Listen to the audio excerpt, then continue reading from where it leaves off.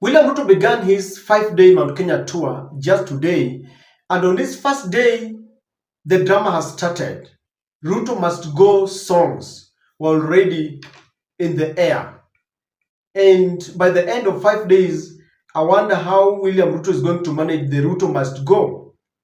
We've also seen the traditional dancers being given money. I told you that if there is nothing you are doing in the nearby towns, please rush to Mount Kenya because there's a lot of money that is being used there. William Ruto is desperate to show people that he's still loved.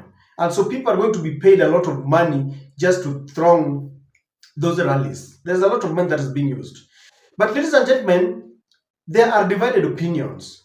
There are leaders who feel that Ruto must be rejected at all cost. But other leaders feel that this is a development tour and we should separate politics from development or development from politics.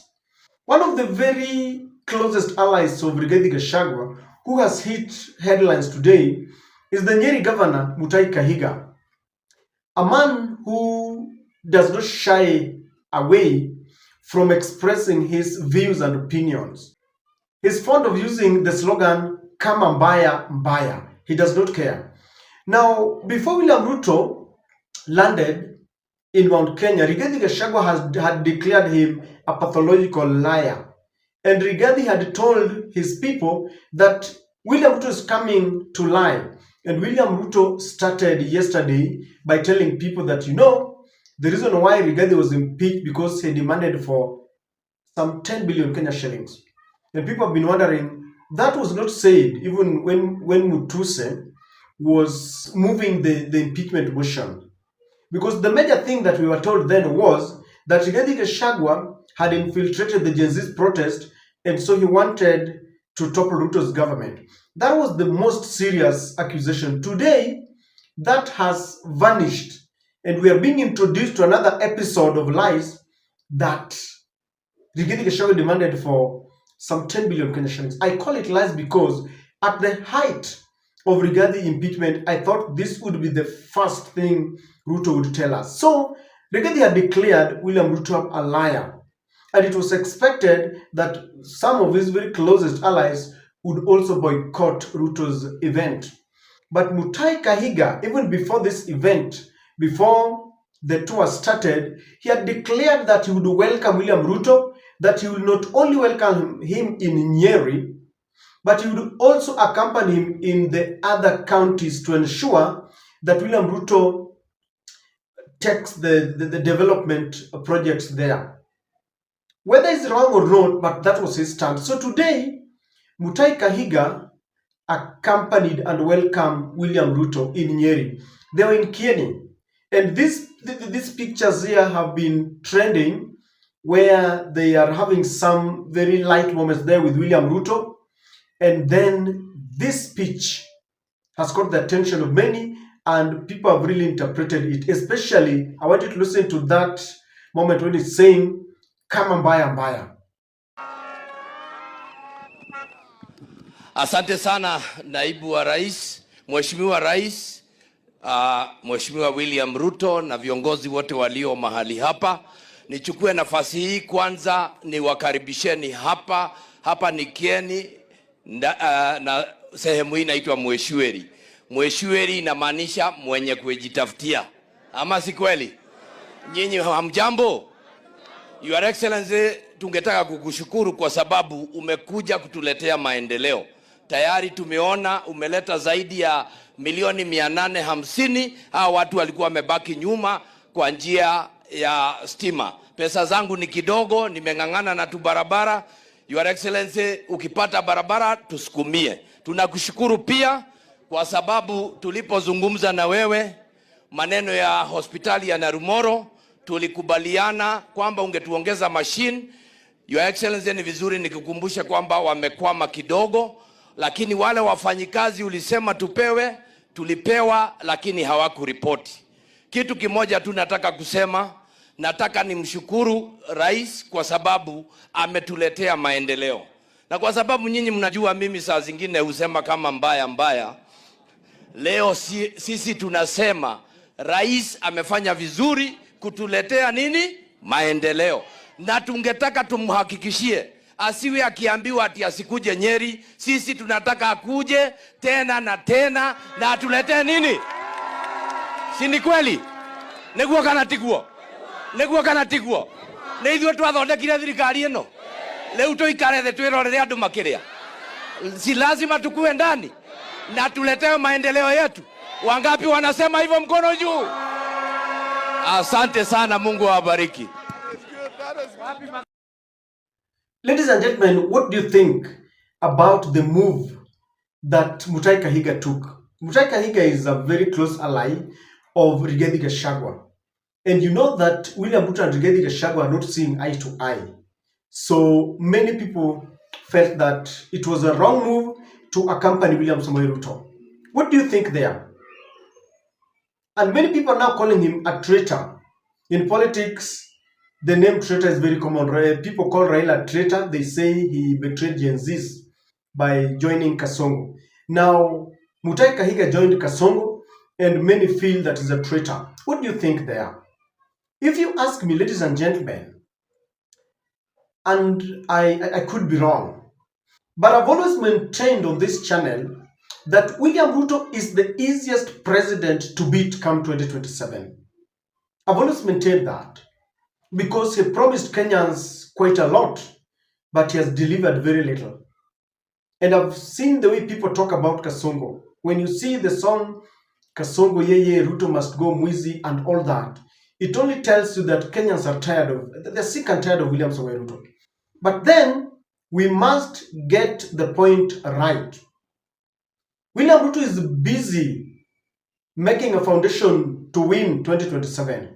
And so I have always maintained that we should know exactly what to do if we want to defeat William Ruto. You know, we cannot just defeat William Ruto by singing Ruto must go. Yes, that is good to, show our displeasure about the Kenya Kwanza government. But if people are not going to register and come out in big numbers during the voting day, then all these songs are just a waste of time. In our constitution, we have a two-tier government. There is the national government and the county government, and they must work together. Whether you like it or not, the two level of governments must work together. And so, if William Ruto is coming to a place, you've got two choices. You can either skip and boycott the moment, or you can receive William Samoei Ruto. And I think there is nothing wrong by receiving William Ruto in your county, because if there is one person who feels the heat of running a county or a county government, it is a governor.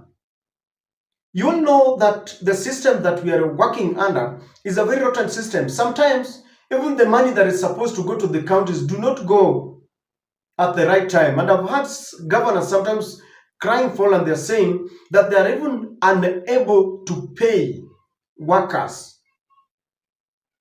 Money from the national government does not reach in time to the county government. Just the same way the capitation fee does not reach schools in time.